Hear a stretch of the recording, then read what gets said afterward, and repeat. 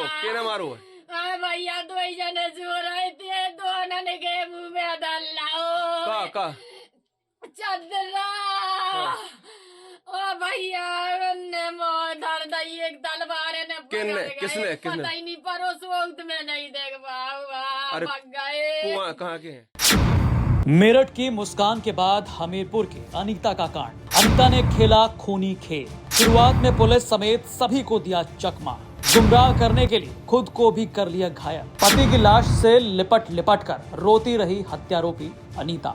ये आंसुओं में डूबी, बिस्तर पर पड़ी, पति की लाश से लिपट लिपट कर रोती अनीता है, जिसे देखकर किसी का भी कलेजा कट जाए, मुंह से अनायास ही निकल जाए, हाय रे जालिम, कैसे बदमाशों ने घर में घुसकर उसका सुहाग उससे छीन लिया। लेकिन जैसा दिख रहा है वैसा बिल्कुल भी नहीं है।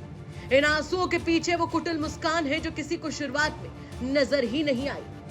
दरअसल यूपी के मेरठ के सौरभ राजपूत और औरैया के दिलीप यादव हत्याकांड के बाद अब हमीरपुर से भी चौंका देने वाला मामला सामने आया है, जहां एक कलयुगी पत्नी पर आरोप है कि उसने अपने ही पति पर पहले तो ताबड़तोड़ वार करके उसे मौत के घाट उतार दिया, फिर चीख चीख कर रोने लगी। घटना की सूचना मिलते ही पुलिस मौके पर डॉग स्क्वाड और फॉरेंसिक टीम के साथ पहुंच गई और शव को कब्जे में लेकर पोस्टमार्टम हाउस भेज दिया। किसी को कानों कान खबर नहीं थी कि आखिर असल में हुआ क्या है।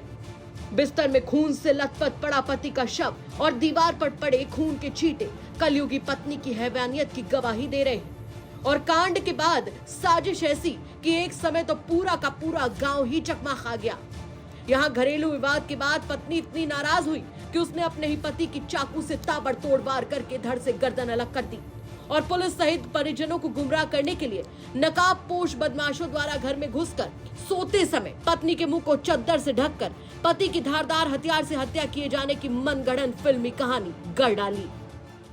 भाई साहब तबीयत रहती हमारी खराब, जो हम सो रहे थे और जे थे परे थे, अब परे में नहीं पता के को आओ।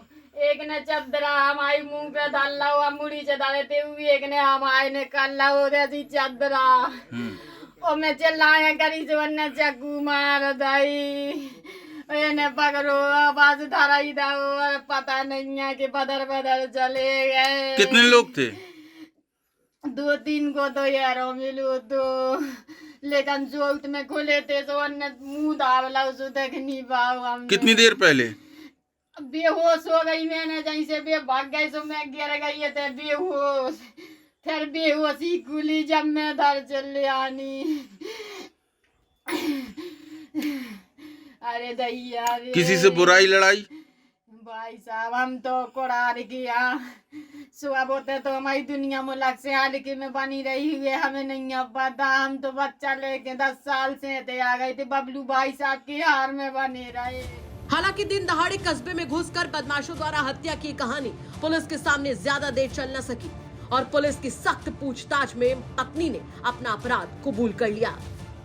कल दिनांक 31 मार्च 2025 को थाना मुस्कुरा पर दोपहर में राजेश रायकवार द्वारा सूचना दी गई कि उनके पिता अरविंद रायकवार की हत्या हो गई है, जिसके संबंध में तत्काल थाना मुस्कुरा पर अभियोग पंजीकृत किया गया और मौके पर जांच में पूछताछ के क्रम में अनीता रायकवार मृतक की पत्नी ने बताया कि उनके बीच आपसी विवाद हो गया था और अनीता रायकवार और अरविंद रायकवार के बीच में हाथापाई भी हुई।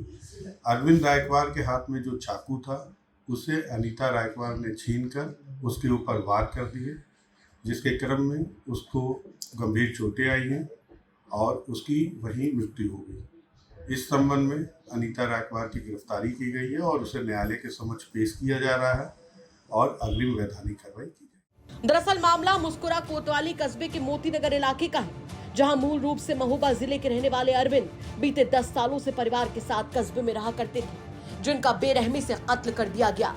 घटना के बाद पुलिस जांच के मुताबिक मृतक के बेटे दिनेश ने कोतवाली पहुंचकर सूचना दी कि जब वो घर से बाहर था तब उसकी मां अनीता का फोन आया, जिस पर उसने कहा कि उसकी तबीयत खराब है और उसे डॉक्टर के यहाँ ले जाना चाहिए। लेकिन जब वो घर पहुंचा तो घर का मंजर देखकर उसके पैरों तले जमीन खिसक गई। उसके पिता अरविंद मृत अवस्था में घर के अंदर पड़े हुए थे और उसकी मां को भी चोट लगी थी। दीवार पर खून के छींटे घर में हुई बर्बरता की गवाही दे रहे थे। जानकारी मिलते ही मौके पर पहुंचे पुलिस आला अधिकारियों ने शव को कब्जे में लेकर जांच पड़ताल शुरू की तो पुलिस को घटना का कारण पति पत्नी का घरेलू विवाद समझ आया, जिसके बाद पुलिस ने कड़ाई से पूछताछ की तो अनीता टूट गई और उसने अपना जुर्म कबूल कर लिया, जिसके बाद पुलिस ने उसे गिरफ्तार करके जेल भेज दिया। वाकई आए दिन ऐसे मामले सामने आ रहे हैं जिसे सुनकर जानकर लोग हैरान हैं कि कोई पत्नी इतनी हैवानियत पर कैसे उतर सकती है। अभी मेरठ की मुस्कान और अरैया की प्रगति यादव के गुनाह के बारे में लोग बात ही कर रहे थे कि अनीता के इस कांड ने लोगों को दहला कर रख दिया है। क्या कहेंगे आप इस खबर पर कमेंट करके जरूर बताएं। हमीरपुर से नाहिद अंसारी की रिपोर्ट, यूपी तक।